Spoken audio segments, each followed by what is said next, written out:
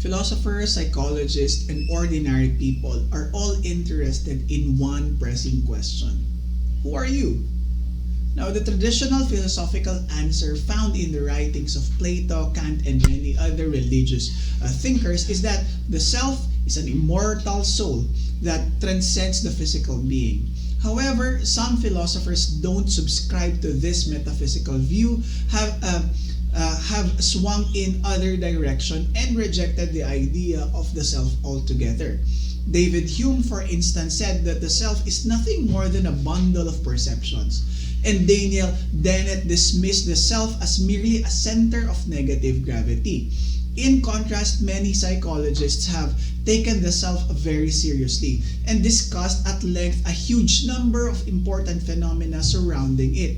In this video, we will talk about how the self is defined in psychological terms, famous self-concept theories, and how self-concept develops over time.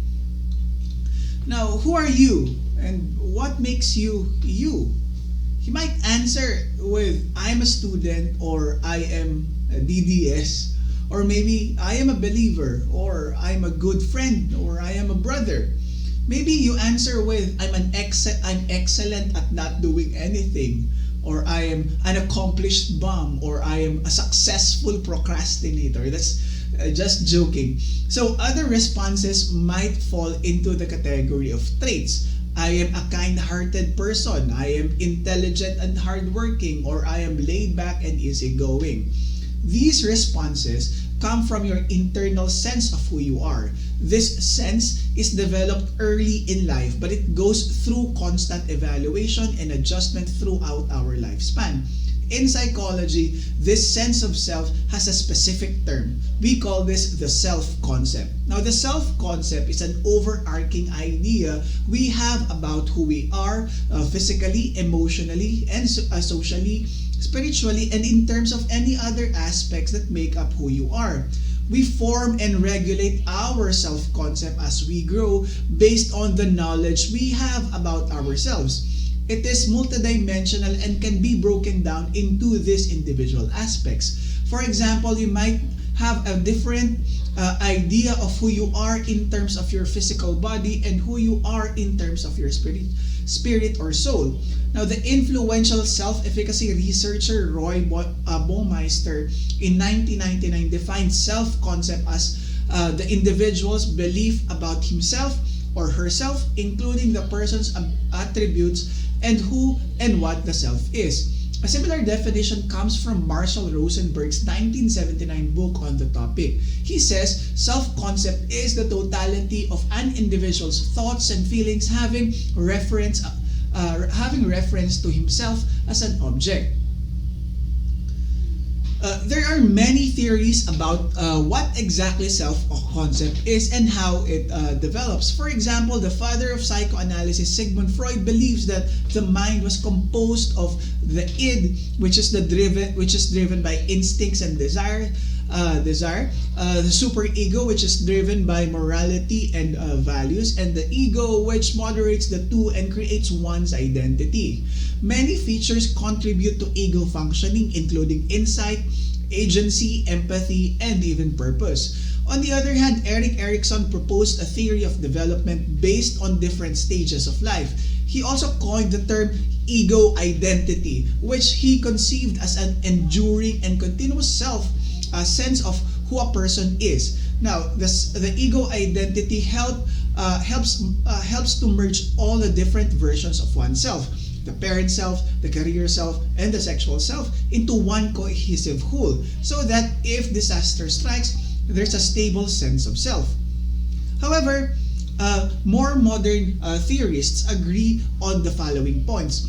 On the broadest level, self-concept is the overall idea we have about who we are and includes cognitive and affective judgments about ourselves. Self-concept is also multidimensional, which this means that it incorporates our views of ourselves in terms of several dimensions, including social, religious, spiritual, physical, and emotional aspects. It is learned and it's and not inherent, and it is influenced by biological and environmental factors, but social interaction plays a big role as well. Self-concept is also believed to be dynamic and not fixed. It means that it develops through childhood and early adulthood, when it is most easily changed or updated. Excuse me. It can be changed in later years, but it is more of an uphill battle since people have established ideas of who they are as adults. Now, self-concept does not always align with reality. When it does, our self-concept is congruent. When it does not, our self-concept is incongruent. Now, we will talk more about congruence and incongruence in the later part of this video. According to Henry Tajfel's social identity theory, self-concept is composed of two key parts: personal identity and social identity. Personal identity includes the traits and other characteristics that make each person unique. Social identity, on the other hand, refers to how we identify with a collective, such as a community, religion, or political movement. In other words, social identity is a person's sense of who they are based on their group membership or group memberships. Tajfel proposed that the groups, for example, social class, family, basketball team, which people belong to, were an important source of pride and self-esteem. Groups give us a sense of social identity or a sense of belonging to the social world. Now, we divide the world in terms of them and us based through a process of social categorization, wherein we put people into social groups. For example, the divide between supporters of the current administration, collectively known as the DDS, and those who they see as opposite or as opposition, which they refer to as the Dilawan. Now, psychologist Dr. Bruce A. Bracken suggested in 1992 that there are 6 specific domains related to self-concept. The first domain is the social domain, which is the ability to interact with others. And we also have the competence dimension, which is the ability to meet basic needs. And then we have affect, or the awareness of emotional states. We also have physical, or rather the physical domain, which includes feelings about looks, health, physical condition, and overall appearance. And then there is our academic domain, which is our success or failure in school. Lastly, we have the family domain, which talks about how well one functions within the family unit. Lastly, humanistic psychologist Carl Rogers believed that there are 3 parts of self-concept. We have self-image, or how you see yourself. Each individual self-image is a mixture of different attributes, including our physical characteristics, personality traits, and social roles. Now, self-image doesn't necessarily coincide with reality. Some people might have an inflated self-image of themselves, while others may perceive or exaggerate the flaws and weaknesses that others don't see. The second dimension of self-concept, according to Carl Rogers, is self-esteem, or how you value yourself. A number of factors can impact self-esteem, including how we compare ourselves to others and how other people respond to us. When people respond positively to our behaviors, we are more likely to develop positive self-esteem. When we compare ourselves to others and find ourselves lacking, it can have a negative impact on our self-esteem. Lastly, we have the ideal self, or how you wish you could be. In many cases, the way we see ourselves and how we want to be do not quite match up. And as mentioned earlier, our self-concept are not always perfectly aligned with reality.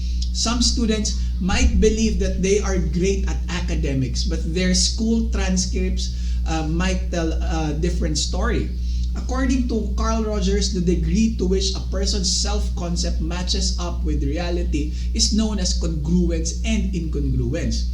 While we all tend to distort reality to a certain degree, congruence occurs when self-concept is fairly aligned with reality.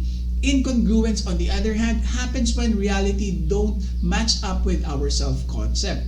Rogers believed that incongruence has its earliest roots in childhood, when parents place conditions of their affection for their children, only expressing love if children earn it through certain behaviors and living up to their parents' expectations. Children begin to distort the memories of experiences that leave them feeling unworthy of their parents' love. Unconditional love, on the other hand, helps to foster congruence. Children who experience such love feel no need to continually distort their memories in order to believe that other people will love and accept them as they are. So, self-concept develops and changes throughout the lifespan, but it is most in flux during the early years.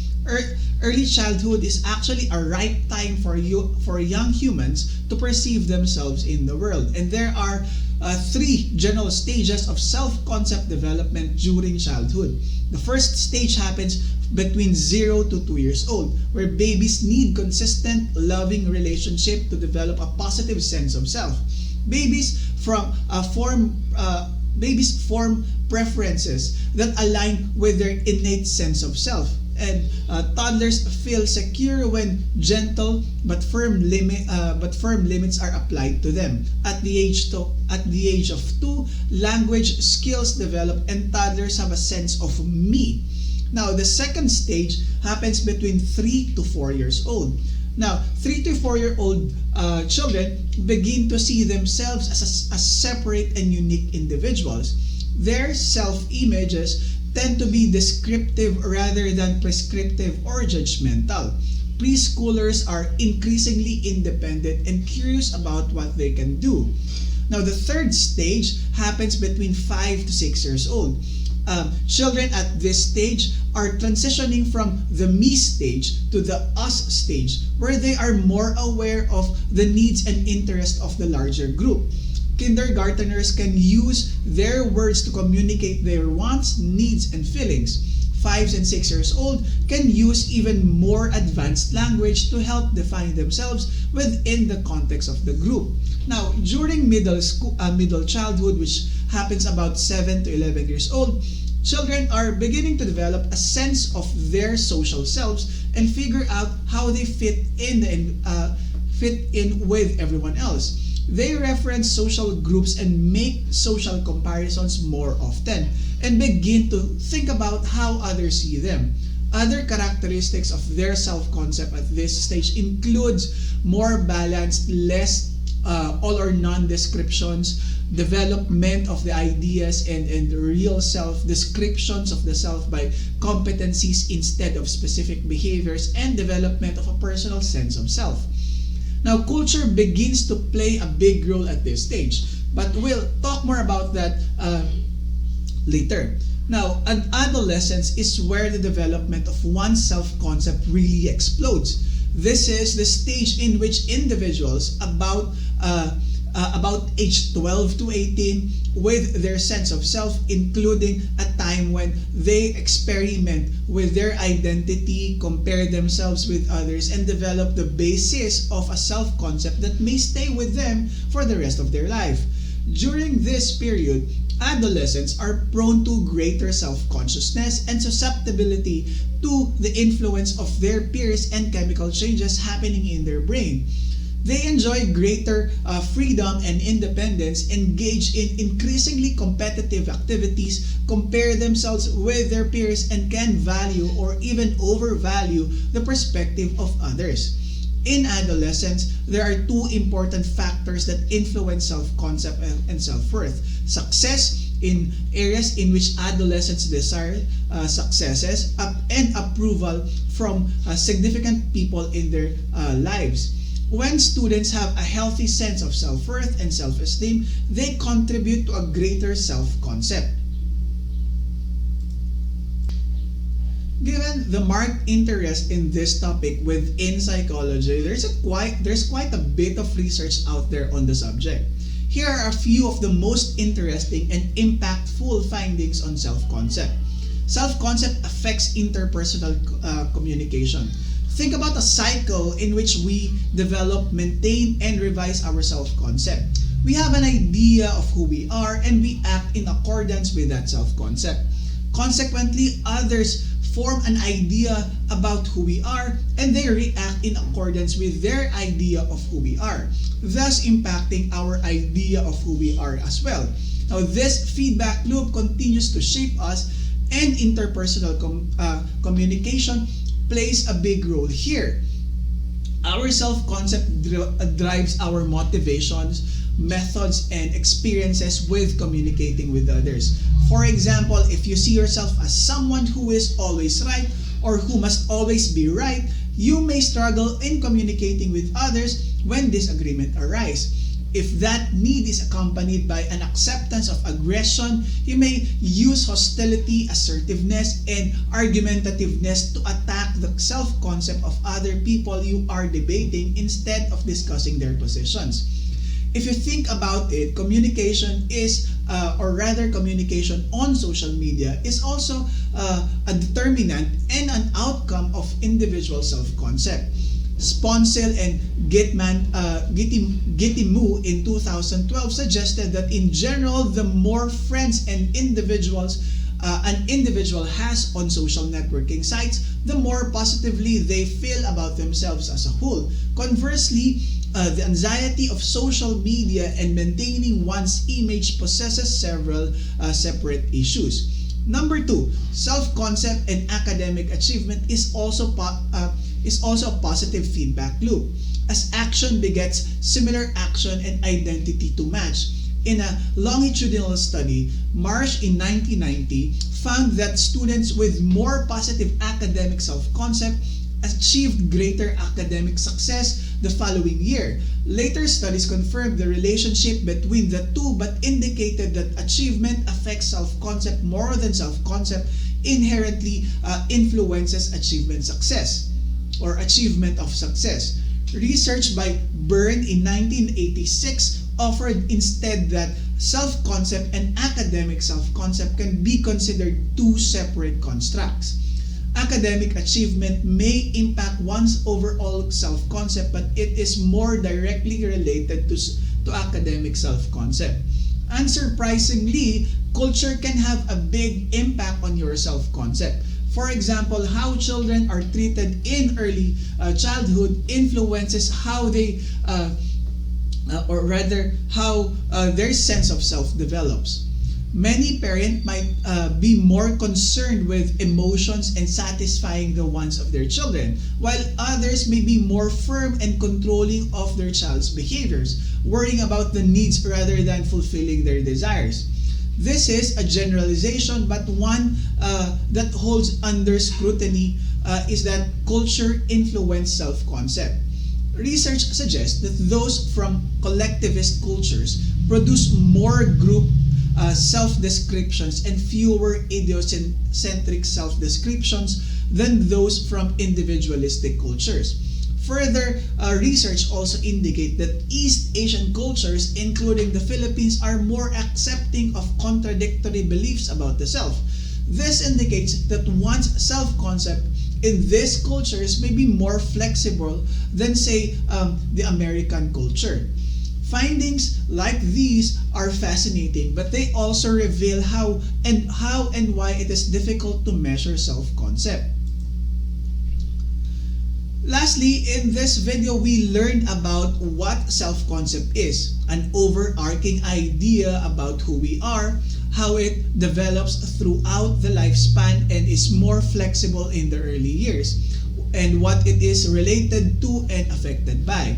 Our self-concept is affected by how we feel about ourselves and how we judge our abilities, competencies, and worth as a person.